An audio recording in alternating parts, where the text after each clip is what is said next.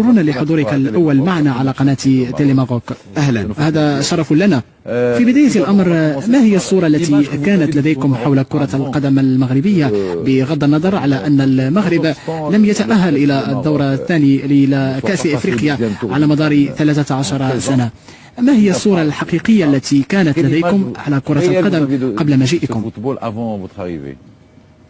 ككل المختصين في مجال كرة القدم الإفريقية والعالمية بصفة عامة، بقي في ذهني ذكرى كأس العالم عام 1986، لأن هذا هو الحدث الذي يجعلك تتذكر فريقا أو بلدا ما.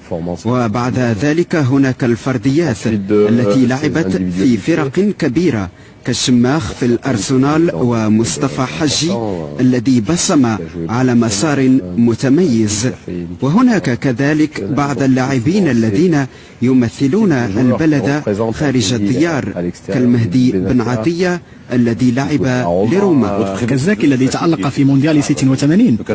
نعم، الذي لعب لفريق إسباني مايوركا. من خلال هؤلاء اللاعبين الذين يمثلون المغرب في العالم نأخذ فكرة على مستوى كرة القدم المحلية.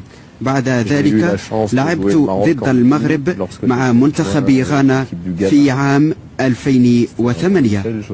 فزتم علينا ب2-0 في مباراة سهلة. الآن نتكلم على صورة المغرب، ومع كل الأسف منذ عدة سنوات ورغم وجود الكثير من الفرديات، الفريق لا يحصل على نتائج في مستوى هذه الفرضيات.